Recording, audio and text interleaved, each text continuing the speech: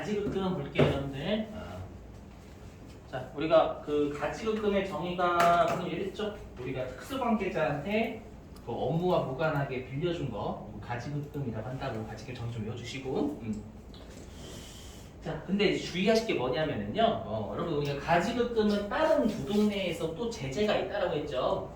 맞죠? 그래서 보시면 그러면 우리가 특수관계자한테 업무와 무관하게 돈을 빌려줬어요. 그럼 돈 빌려주면 이자 받아야죠. 맞죠? 이자를 받는데 내가 만약에 예를 들어가지고요, 특수관계자한테 제가 돈을 빌려줬어. 돈을 빌려줬는데 1,000만 원 받아야 되는데 1,000만 원. 1,000만 원 받아야 되는데 제가 딱 1,000만 원 받은 거예요. 맞죠? 그러면 이제 문제가 없겠죠. 이해되시겠어요? 그래서 나중에는 우리가 다른 동네에서는 어떤 제재가 있냐면 내가 특수관계자한테 돈 빌려줬으면 이자를 받아야 되는데 이자를 조금 받은 거야. 그러면 손해본 거죠. 이자를 적정하게 받아야 되는데 이자 적게 받은 거예요. 손해봤죠. 우리 특수관계자의 거래에서 손해보면 문제 삼는다고 했었잖아요. 근데 손해본 거 되게 싫어하니까. 그죠? 근데 거기는 뭐냐면 중요한 게 뭐냐면 거기는 근데 적정 이자를 받는 건 문제를 안 삼아요. 근데 중요한 게 뭐냐면 여기서는 적정 이자를 받는 것도 업무무관 가지급이 들어간다는 거예요. 자, 이걸 조심하셔야 돼요. 왜냐면 여기 자체는 뭘 제재하는 거냐? 아까 그랬죠. 네가 업무무관 자산 자체를 가지고 있는 게 눈에 꼴보기 싫다라고 했었잖아요. 맞죠? 그러면 적정 이자를 받건 적정 이자를 받지 않건 가지급금이 있다라는 거 업무무관 자산이 있다는 얘기예요. 이해되세요? 그러면 업무무관 자산 자체를 가지고 있는 거 맞죠? 가지고 있는 게 맞으니까 적정 이자를 받든 적정 이자를 받지 않든 업무무관 자산 자체를 제재 때리겠다는 거예요. 그래서 시험에 적정 이자를 받고 있다 이렇게 출제해도 여러분들은 반드시 입력을 하셔야 돼요. 아시죠? 나중에 이제 12장에서 배우시는 내용하고 좀 헷갈리거든요. 지금의 여러분들 이거 알겠다라고 하시겠지만 나중에 12장에서 또 한 번 제재를 때려요. 아시죠? 그 제재 때리는 동네는 적정이자 받은 문제 안 삼거든요. 아시죠? 그래서 좀 취지를 조심하셔야 돼. 거기는 손실본 걸 제재하는 거고 여기는 업무무관 자산 자체를 제재하는 거예요. 아시죠? 이건 주의하시고 나중에 뒤에 가서 또 설명할게. 12장에 또 나올 거예요. 가지급금은요. 자, 그 다음에 동그라미 3번은 뭐냐면요. 그러면 여러분들 여기 가지급금은 제가 여기 특수관계자한테 업무와 무관하게 대여해준 금액이라고 설명했었잖아요. 그쵸? 그럼 여기 있는 여러분들 가수금은 반대 뜻이 반대. 대여금은 가지급금. 가수금은 차입금일 때 가수금이라고요. 되실까요? 아시죠? 가지급금이 업무무관 대여금이니까 가수금은 업무무관 차입금이에요. 업무무관 차입금. 아셨죠? 그래서 우리가 대여금이면 가지급금, 차입금이면 가수금 이렇게 부르는 거예요.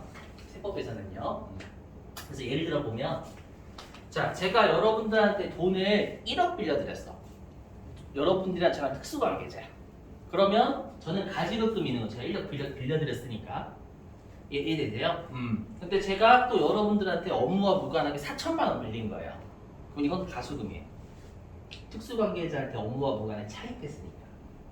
이해되시겠나요? 그러면 이 동일인에 대한 가지급금과 가수금이 있다면 원칙적으로 제가 1억 빌려드리고 제가 4천만 원 빌렸으니까 그냥 통째서 6천만 원 그냥 어차피 6천만 원 줘라고 하면 되잖아요. 제가요.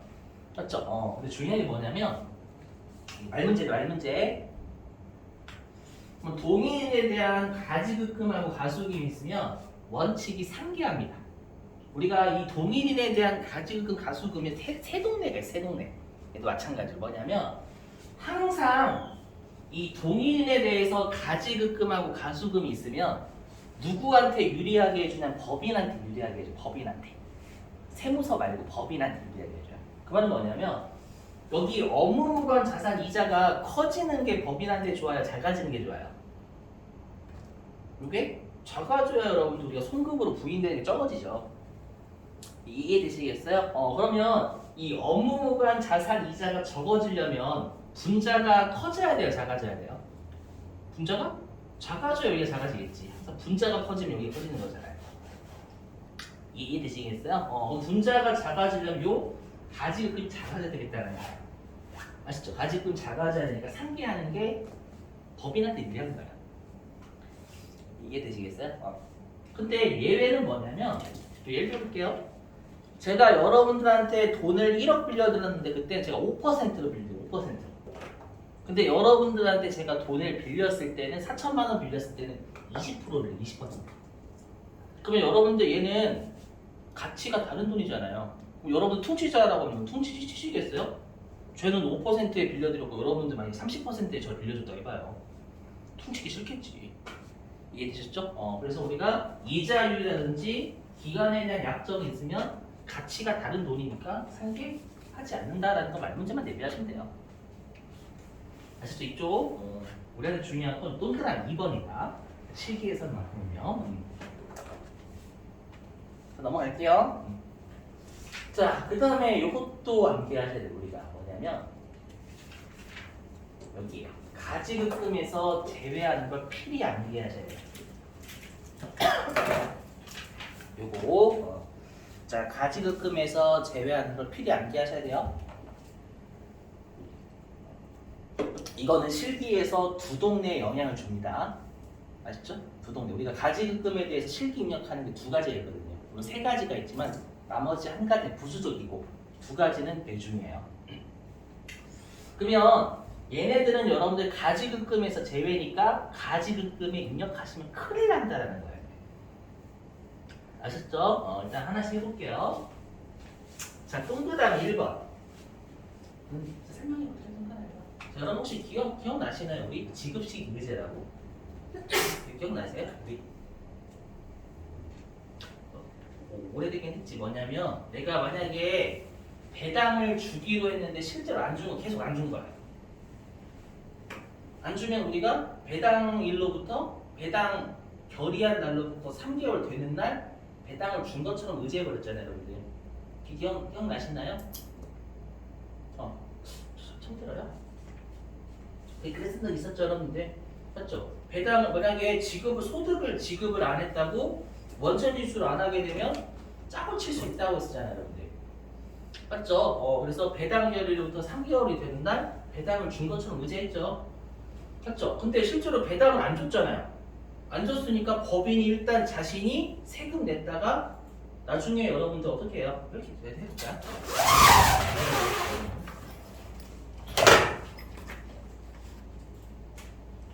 해보면 갑법인이 있고요. 주주들이 있어요. 주주. 을주주. 개인주주입니다. 개인주주. 자, 2월 28일 날요.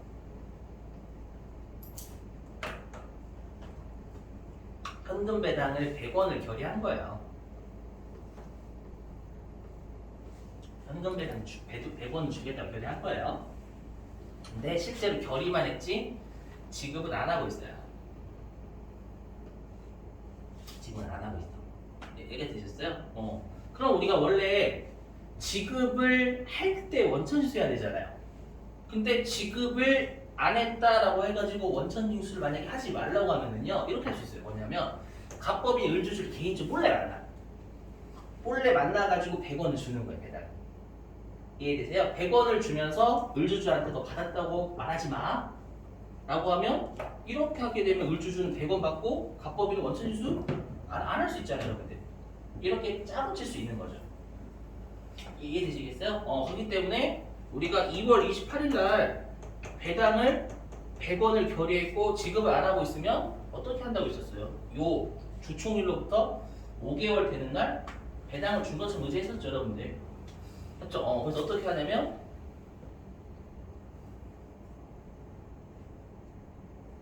세무사한테 5면 3개월 되는 날이 5월 28일이죠. 5월 28일 되는 날 현금 배당을 100원을 준 것처럼 보잖아요.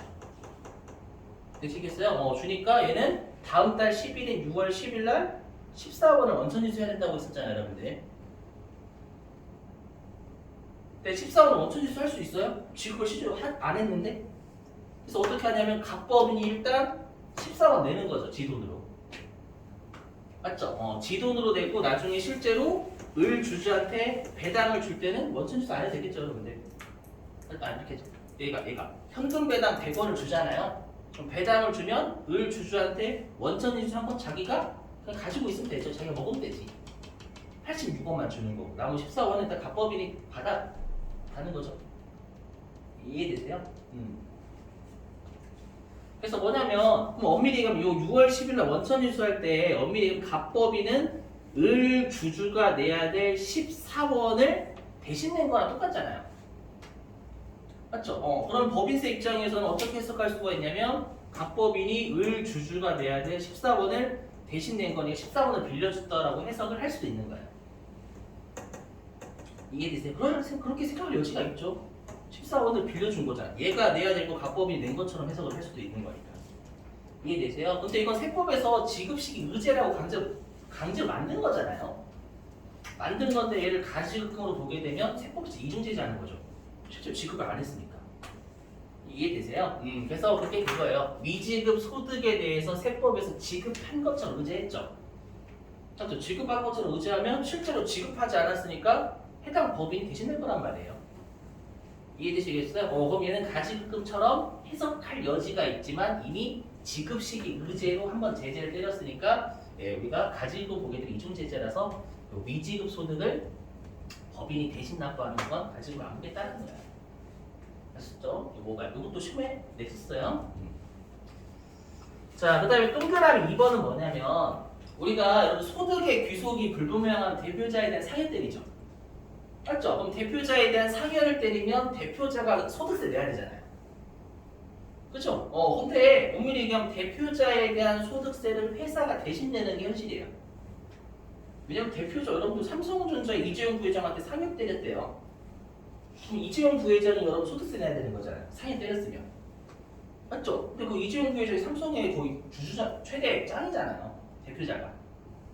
맞죠? 그럼 그걸 법인이 대신 내는 게 일반적이라는 거, 관행.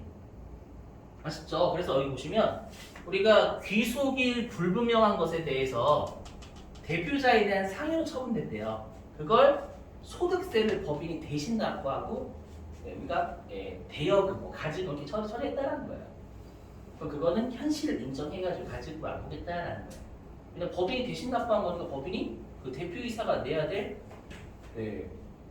대표이사가 내야 될 소득세를 대신 낸 거니까 돈 빌려준 것처럼 볼 수도 있다는 얘기예요.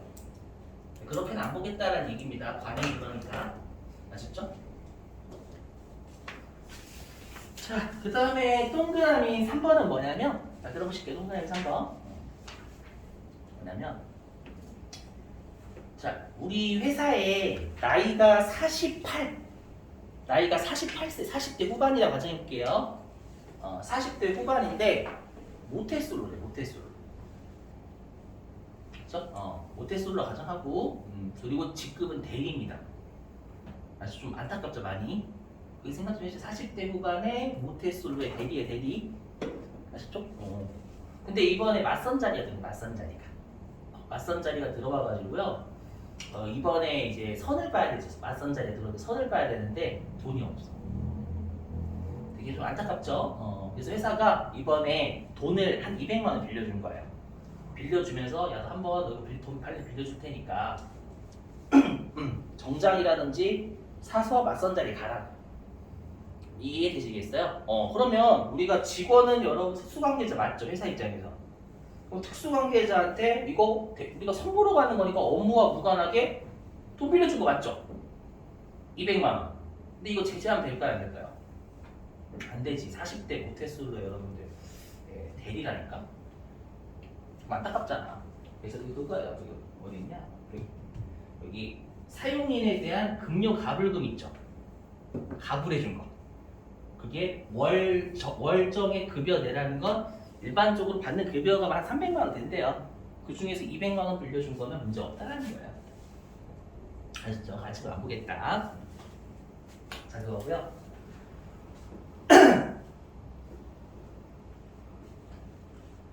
자, 그 다음에 동그라미 4번은 뭐냐면 좀 들어보시면 또 자, 이번에 여러분들 선에 성공을 했어, 대리가. 그래가지고 결혼까지 했대. 결혼까지 잡았대. 결혼 날짜를. 아시죠? 결혼 날짜를 잡았는데 예식장을 빌릴 돈이 없어. 그래서 회사가 예식장을 잡을 돈을 빌려준 거예요. 이거 제재할까 안 할까요? 이거 제재 안 합니다. 불쌍하잖아. 맞죠? 그거예요. 사용이 직원에 대한 경조사비 빌려준 거. 다시 괜찮다라는 거예요. 분명히 가지급금이지만 가지급을 안 보겠다. 아시죠? 자, 그 다음에 동그라미 3번은 뭐냐면 회사가요. 이번에 결혼까지 했어요. 대리가 그 자식도 낳았어. 자식을 낳았는데 유치원 보낼 돈이 없어요. 어린이집 보낼 돈이 없어. 그래서 회사가 또 돈 빌려준 거야. 이거 가지급금일까 아닐까요? 안 봐야죠, 여러분들. 그러니까 이거 사용인 또는 그 자녀에 대한 학자금 대여액. 아셨죠? 자, 근데 이번에 그 대리가 집을 사야 된대. 10억짜리 집. 아셨죠? 그래서 회사한테 저 돈 좀 빌려주세요 라고 한 거예요. 그래서 회사가 돈 빌려줬대, 10억을. 이거 가지고 볼까 안 볼까요? 요건 봐요. 요건 금액이 너무 커. 억단이야, 억단. 아시죠? 그래서 우리가 원칙은 여기 우리가 주택 구입이나 전세 자금을 빌려주는 건 억소리 나잖아요. 그래서 원칙은 제재를 때렸어요. 근데 이게 작년도에 바뀌어가지고 이거 아마 설명드렸을 거예요. 어디에서 제가 설명드렸냐면 그 어디였지? 그 사택 제공이 기억나시나요? 사택 제공이 그쪽하고 똑같대. 뭐냐면 중소기업 직원은 여러분 우리가 주택자금 대여액을 중소기업 직원만 문제 안 삼았죠? 그죠? 그래서 중소기업 직원에 대해서 주택구입자금이나 전세자금 빌려준 건 가지급을 안 보는데 조심하실 건 중소기업 직원밖에 안 돼요. 나머지는 문제 삼는다고 했었잖아요, 여러분들. 기억나시나요? 그거 얘기하는 겁니다. 자, 이거는 달달달달 외우셔야 돼요. 아시죠? 이거 가지급금을 안 보니까 가지급금 동네에 이거 넣으시면 안 됩니다. 1번부터 5번까지는요. 아셨죠? 자, 넘어가겠습니다. 자, 됐어요. 일단 여러분 실기해보죠. 문제 가지고.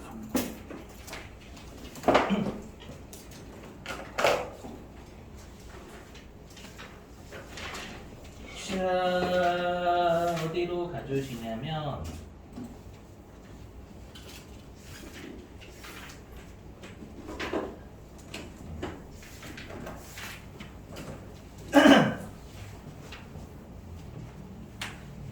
어, 442페이지 442 교재 442페이지입니다.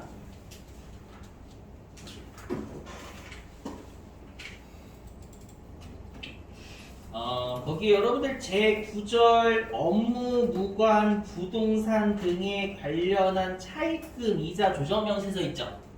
얘가 방금 사순위 실기입니다. 사순위 실기. 아시죠? 지금 거기다가 여러분들 회차 좀 적어주세요. 회차가 별로 없어요.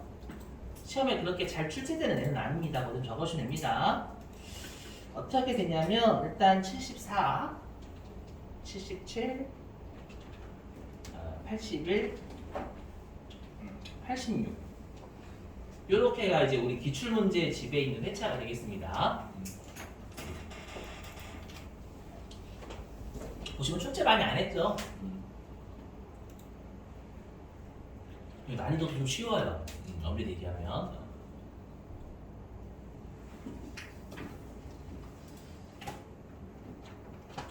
자, 됐고 일단 여러분들 회사 401번으로 좀 들어갈게요. 자, 회사 401번. 무궁으로 들어가겠습니다. 무궁으로.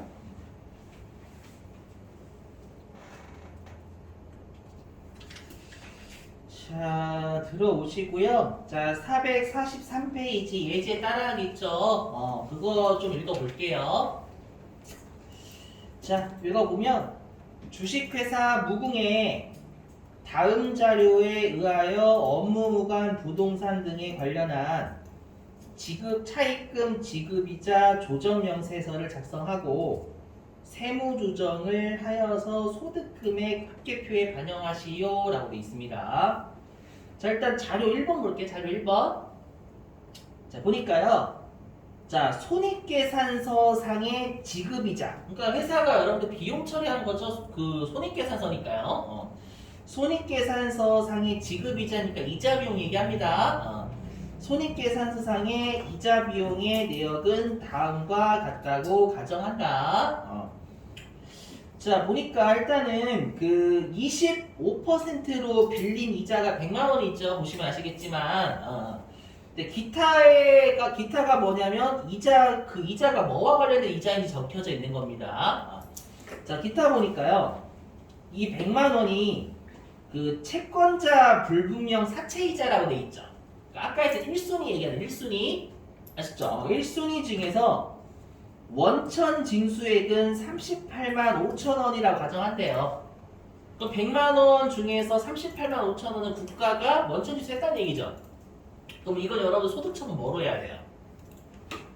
이건 기타 사유출이죠. 기타 사유출 되셨어요? 그리고 100만 원에서 그러면 38만 5천 원을 뺀 나머지는 여러분 채권자를 안 밝히는 거잖아요. 상대방. 맞죠? 안 밝히기 때문에 얘는 대표자에 대한 상여로 때리시면 되겠습니다. 되시겠어요? 일단 요거 이제 나오셔야 되고. 그 다음에 20%짜리 200만 원 있죠? 근데 얘는 기타라고 되어 있으니까 그냥 일반 이자 비용이라는 얘기예요, 여러분들. 네. 그 다음에 15%짜리가 또 300만 원 있고요. 그 다음에 10%로 빌린 이자 비용이 250만 원이 있는데 거기 기타란에 보시면 특정 차입금으로 미완공 중인 건물이라고 있죠. 특정 차입금이니까 이건 뭐가 돼야 되냐면 자산돼야 되잖아요. 근데 회사가 아까 자료 1번의 제목이 이자 비용 처리했다라고 돼 있죠. 그럼 얘는 송금불산의 무보로 하시면 되겠네요. 이게 이해되셨어요? 그럼 우리가 업무 무관 자산과 관련해서 쓰일 수 있는 이자 비용, 부인 대상 이자 비용 500만 원 되겠죠. 500만 원 일단은 이해되세요? 우리가 일단 선순위로 100만 원하고 250만 원 부인했잖아요. 이자 비용 중에서 되셨어요? 그럼 나머지 500만 원 부인 대상 이자 비용이 되죠. 일단은요. 되셨죠? 자, 그리고 이제 자료 2번에 업무 무관 자산 내역도 있고 자료 3번 보실래요? 자료 3번? 그 자료 3번에 업무 무관 가지급금 있죠, 여러분들. 그쵸? 근데 업무 무관 가지급금 문제에서 안 줬거든요. 거기에다 좀 적어주세요, 여러분들. 페이지 좀. 자료 3번. 그 페이지에다가요, 439페이지라고 자료 3번에다가 439페이지라고 적어주시면 돼요. 439페이지. 아직 하지 마시고 자료 2번부터 해석해야 되겠어요. 자료 2번부터. 자, 거기 업무 자료 2번 볼게요. 자, 업무무관 자산 내역 보니까 골동품이라고 돼 있죠. 그렇죠? 물론 골동품은 동산일까요? 부동산일까요? 골동품. 동산이면 움직이는 거고 부동산이 움직이지 않는 거잖아요. 이건 동산이죠, 여러분들. 움직이지 않는 거니까. 아직 움직이는 거니까. 우리가 좀 이따가 입력할 때 업무무관 자산도 업무무관 동산하고 부동산 나눠야 되거든요.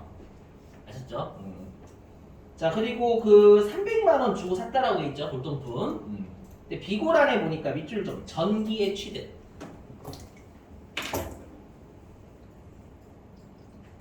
근데 여러분들 우리가 세무 조정은 단기예요, 아니면 무적으로 해요? 단기과 하는 거니까 전기에 취득했으면 단기에는 1월 1일서부터 있는 거죠. 이해되세요? 이거 좀 조심하셔야 돼. 시험에 전기 7월 1일날 취득했다 이렇게 줘요. 그럼 여러분들이 7월 1일자로 입력하는 건 전년도 세무조 하겠다 그 뜻입니다. 김준수 난리 나는 거예요.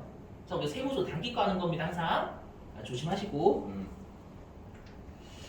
자, 그 다음에 이제 439페이지 가고 439페이지.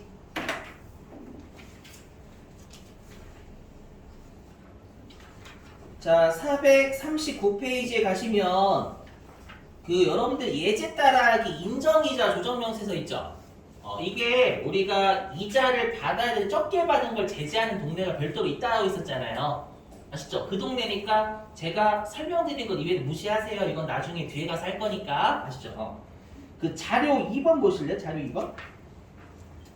거기 자료 2번에 가지급금 내역이라고 있죠, 여러분들. 여기서 가지급 내역이니까 적요번호 무시하세요. 적요번호는 우리가 나중에 12장 가서 해야 돼요. 12장 가서. 아셨죠? 12단가세 무시하시고. 자, 거기 보니까 자, 일단은 대표자 이대호한테 회사가 업무와 무관하게 빌려준 게 있대요. 보이세요?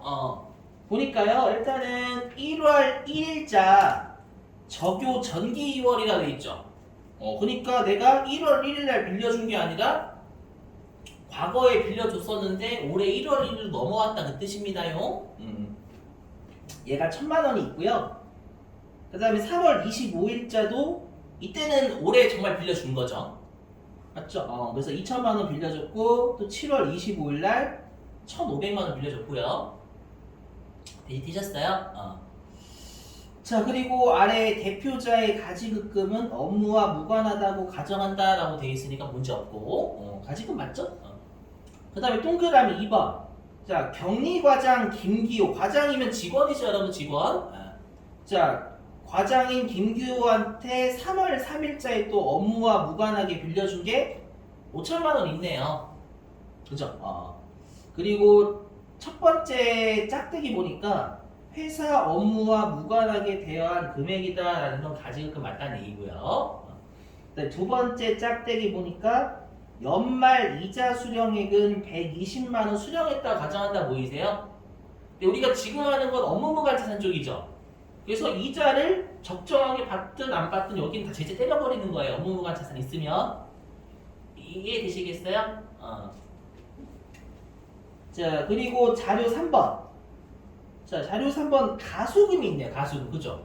그러니까 내가 이번에는 업무와 무관하게 특수관계자한테 돈을 빌린 게 있다라는 거예요. 그게 대표자 이대호한테 빌린 거죠. 여러분 보니까. 언제 빌렸냐면 4월 1일에 빌렸고 1,300만 원 빌린 거죠. 해석을 하자면 되셨어요? 자, 그럼 일단은 여기 들어갈게요. 자, 우리가 지금 입력하고자 하는 게 여기 과목별 세무조정의 업무무관 부동산 등에 관련한 차입금 이자 조정면서 여기입니다. 여기 들어가시면 됩니다. 자, 들어가 보죠.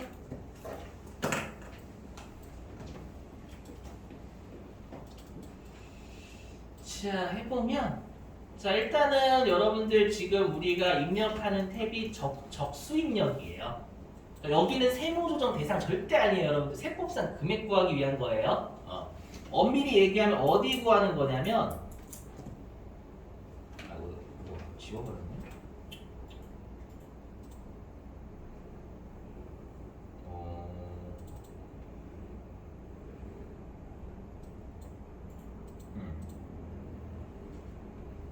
어디 구하는 거만은요 여기에 여기 분자 구하는 겁니다. 무관자산하고 가지금액 하는 곳이거든요. 아주 좀 세법상 금액 구하는 거 업무무관이자. 이거 자체 세무조정 하시면 안 되는데. 자, 해보면 일단은 여러분 여기 보이시죠? 여기 탭 자체가 업무무관 부동산, 업무무관 동산, 여기가 업무무관 자산이잖아요. 맞죠? 여기 가지급금, 가수금은 툭 치면 가지금 나오는 거죠. 아셨죠? 그러니까 분자만 구하는 거 세법상 금액 분자. 자, 일단 우리가 439페이지 펴져 있으니까 일단 가지금하고 가수금부터 먼저 입력할게요, 여러분들. 일단 해당 가지금 누르고. 그러면 여러분들이 어디에 눈길이 가실 거냐? 이 불러오기에 눈길이 가실 거예요, 불러오기에. 그럼 불러오기 눌러보실래요? 안 불러와지죠? 맞죠? 그러면 여기를 입력하는 방법을 아셔야 돼요.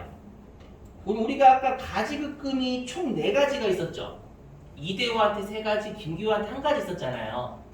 주의하실 건 아까 이대호한테 1월 1일자는 여러분들 전기 2월이죠. 그쵸? 그래서 만약에 전년도 7월 1일 날 빌려줬다라고 하더라도 7월 입력하시면 안 돼요. 맞죠? 단기 거 구하는 거예요. 단기는 1월 1일서부터 있는 거예요. 아셨죠? 그럼 좀 조심. 그래서 1월 1일. 자, 그리고 적요 보시면 여기 아래쪽 보이시나요? 아래쪽? 이게 전기로부터 넘어온 가지급금인지 아니면 올해 빌려줬는지. 지급은 빌려줬다 그 뜻입니다요. 가지급금이니까. 회수는 이대호한테 받아낸 거죠. 이 셋 중에 적으시면 돼요. 근데 얘는 올해 중에 빌려준 게 아니라 전년도에 빌려준 과거에 빌려준 거죠. 그래서 얘는 1번 하셔야 돼. 1번. 적용도 좀 입력 잘 하시고. 자, 그리고 가지급금은 대여금이니까 계정 잔액이 차변이 되겠죠. 차변액에서 커서가 온 거예요. 자, 금액이 1,000만 원이에요. 1,000만 원. 그럼 이 1,000만 원이 여러분들 회수했다는 얘기 없으니까 365일 내내 있었다라고 계산해 주는 건 컴퓨터가 알아서. 그러니까 적수 무시하세요. 여러분들 이런 거 컴퓨터 알아서 해줌.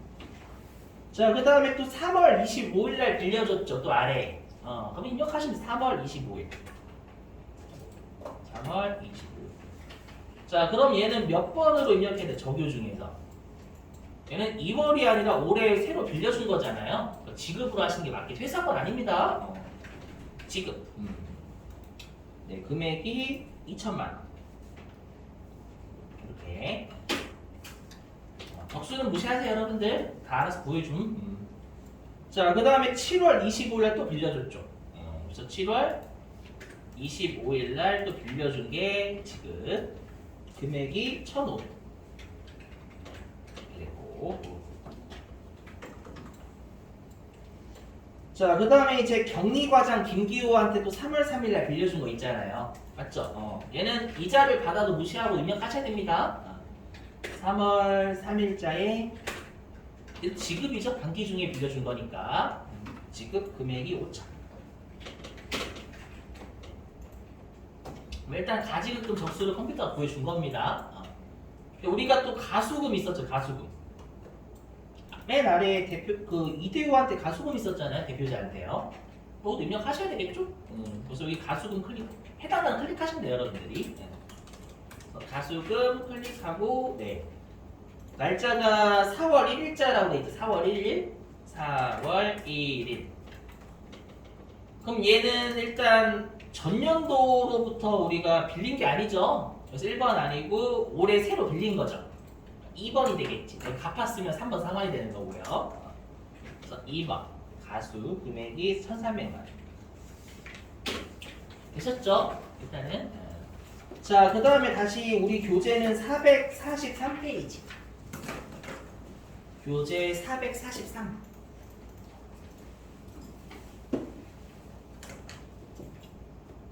우리가 여기에서 또 입력 안 한 게 업무무관 부동산은 없었죠. 그러니까 있는 것만 클릭하시 입력하시는 거예요. 그리고 업무무관 동사는 있었죠.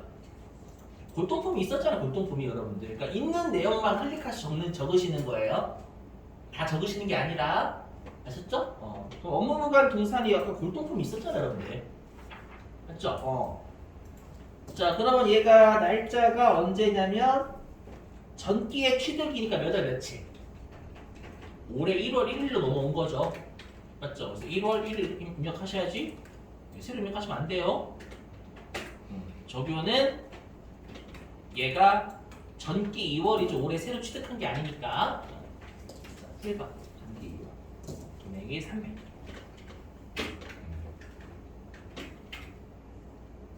네, 그래서 일단 입력을 다 했어요. 여기는. 자, 그 다음에 우리가 다 입력을 했고요. 그다음 두 번째 탭이 여기 지급이자 송금불산임 있죠. 맞죠? 여기에서의 지급이자 송금불산임은 1순위부터 4순위 하는 거예요. 1순위부터 4순위. 아셨죠? 자, 지급이자 송금불산임 클릭해 볼게요. 자, 클릭하시면 우리가 입력할 때는 동그라미 1, 동그라미 2 순서대로 하잖아요. 그러니까 동그라미 여기 2번 보시면 업무무관 부동산 등에 관련한 차입금이자 4순위죠. 맞죠, 여러분들? 요거 하기 전에 1, 2, 3순위를 여기서 구인하고 시작을 하는 거예요. 여기 네모 1번에서 여기에서 아셨죠? 그게 자료 1번에 있어. 지급이자가 자료 1번에.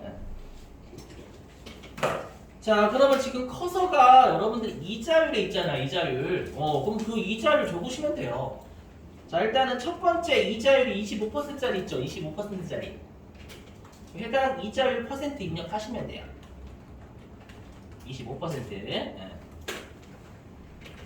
자, 그리고 가로 10번은 지급 이자니까 이자 비용 100만 원이죠. 100만 원. 이 차입금 적수 컴퓨터 알아서 구해서 무시하시고. 자, 근데 주의할 세상이 뭐냐면 여기 네모 1번이 1, 2, 3순위 부인액 입력해야 된다면서 여러분들. 그럼 여기 보시면 여기 채권자 불분명 사채이자가 1순위잖아요, 여러분들.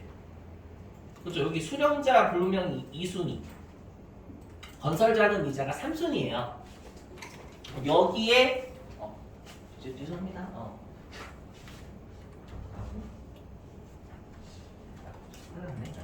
일단 여러분 얘까지만 입력하고 좀 마칠게요. 그러면 지금은 채권자 불분명 사채이자에 해당이 되잖아요. 맞죠? 그러면 칸을 맞추셔야 돼요. 위, 아래입니다. 여기가 위칸, 아래칸 이렇게. 아시죠? 그래서 뭐냐면 혹시라도 채권자 불분명 이자면 위칸이죠, 위칸. 위칸이니까 위칸에 넣으시는 거고. 만약에 비실명 채권증권의 이자면 아래칸에 넣으시면 돼요. 아시죠? 자, 그럼 얘는 채권자 불분명 사채 이자니까 위칸에 넣으셔야 되겠죠? 맞죠? 만나는 지점에 넣으시면 건설자금 이자면 여기 위칸에 넣으시면 되는 거고 이쪽 만나는 지점, 만나는 지점. 그래서 여기에다가 100만 원 전부 다죠? 이렇게 되셨나요? 자, 일단은 여러분 여기까지 할게요. 오늘은 지금 바로 이제 수업이 있어가지고 여기가. 일단 여러분 고생 많으셨고요. 조심히 잘라서 죄송해요. 자, 일단 내일 또 여러분 이어서 하고요. 그 다음에 관련된 또 기출문제 여러분한테 맡기게 아셨죠? 자, 마치 수고하셨습니다. 네, 감사합니다. 예.